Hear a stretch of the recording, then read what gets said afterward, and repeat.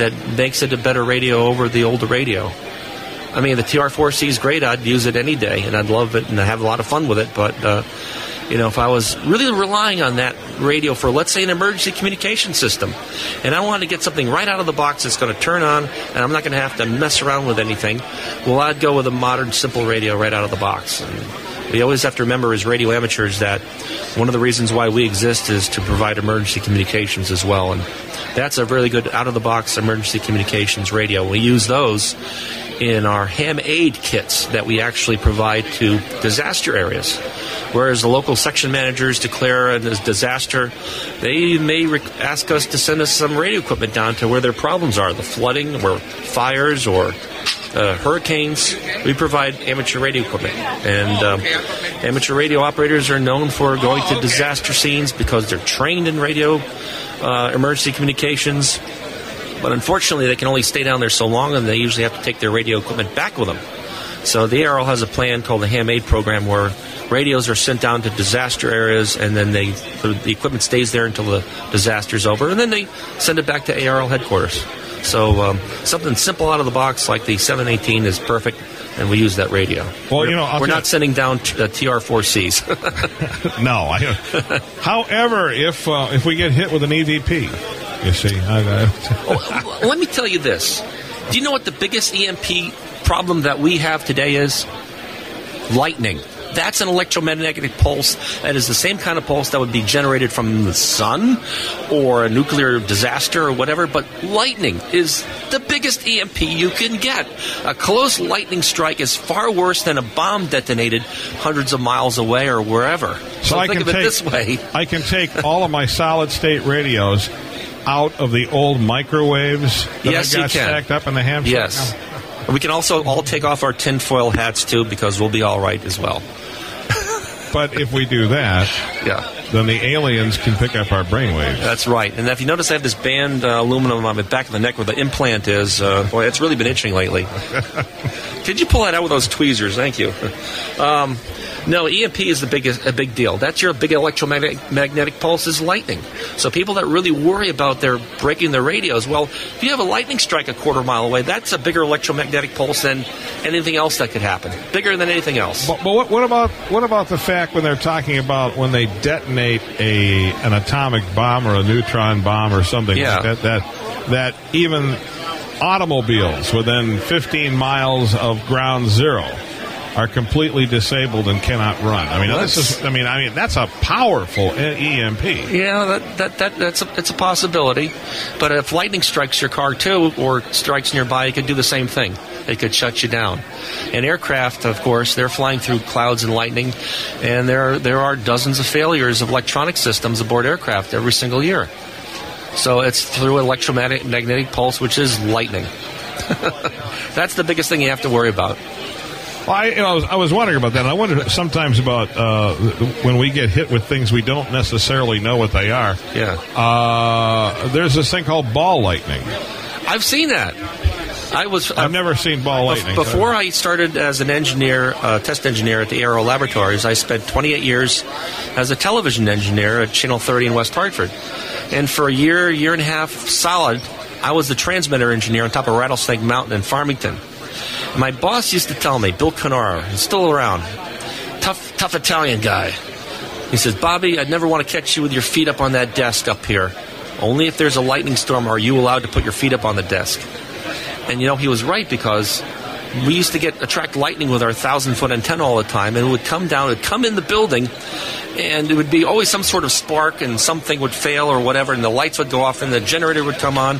One time I was there, and I had my feet up on the desk, and all of a sudden, flash, bang, and this big streak and ball went right across the floor and went into a trench. And it scared the you-know-what out of me because it moved very close by. Talk about electromagnetic pulse. Well, see, I was told that ball lightning can actually, pass through a window and get inside of a building. Certainly. And then discharge and pretty well near blow the place all to pieces in the process.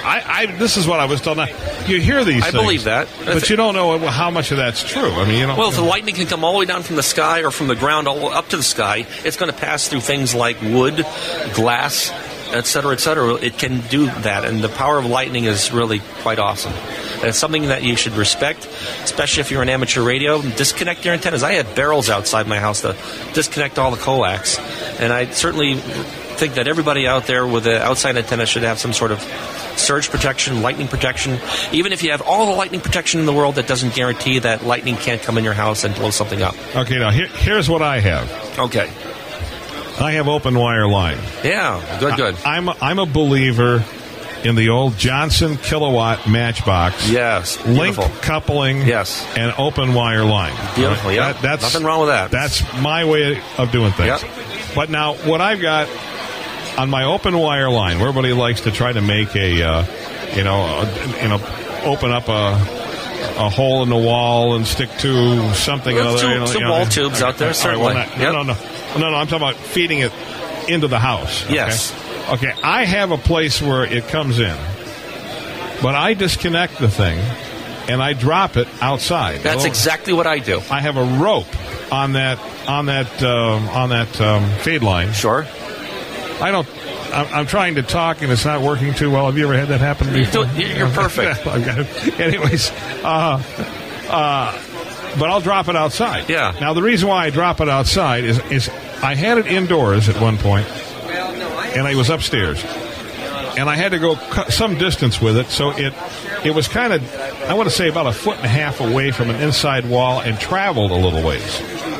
Well, all of a sudden, I'm upstairs and I hear this crackling sound, snapping and crackling, and this piece of transmission line had been pulled right up against the wall. I mean, it was slam up against the wall like a balloon you've rubbed on your shirt and stuck it to the wall. Okay, and then a few minutes later, I heard the crackling and popping, and then it relaxed and it fell back away from the wall. Wow! And then all of a sudden, a few minutes later, bang, up against the wall again. And I thought, I wonder how much charge there's got to be in this. Well, the antennas can build up a lot of charge. Let's say when there's a cold front comes through, it builds up a tremendous amount of static electricity. And that's why, in a way, you want some sort of static arrestor on your transmission line, because that high voltage will build up and it can damage the front end of a receiver, for instance. Let me tell you what. I can always tell, usually, if there's bad weather coming, because the Johnson matchbox will sit there and start snapping. Yeah. You'll start hearing this, and you wonder, what is that? And I looked around, and it's a back, because I don't use coax, but the SO239 on the back of that thing starts arcing like an arc gap, and it just arcs right across there. That's and it'll arc and arc, and it'll get a rhythm going. It'll be a snap, snap, snap, like that, and then it'll get faster and faster, then it'll stop. It's like... Right. So the amount of power that's available there, I've often thought, so the fear to me is with that piece of wire there, if for some reason that antenna were to take a direct hit, it doesn't matter. If it's coming in the house, it doesn't matter if it's disconnected.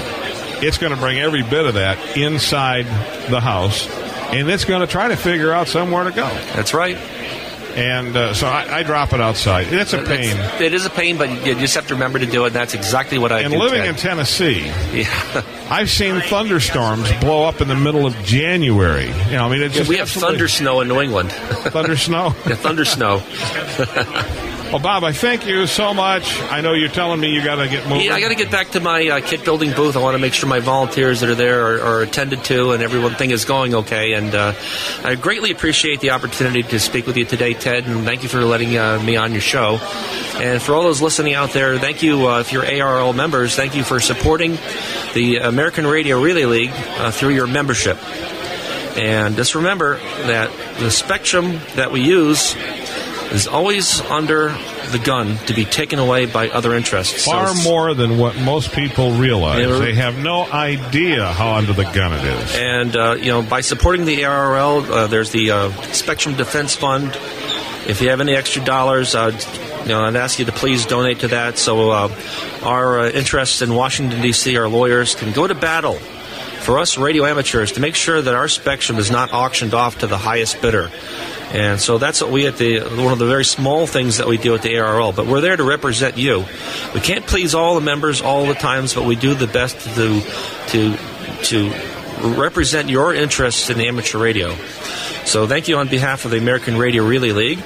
And don't forget to check out the product review column. I'm the test engineer, Bob Allison, WB1GCM. And thank you for everything, Ted. Yeah. Good work, and have fun at Dayton. See what they got the field day shirt on. Yeah, we both have the field day shirt on. I got to get you another one.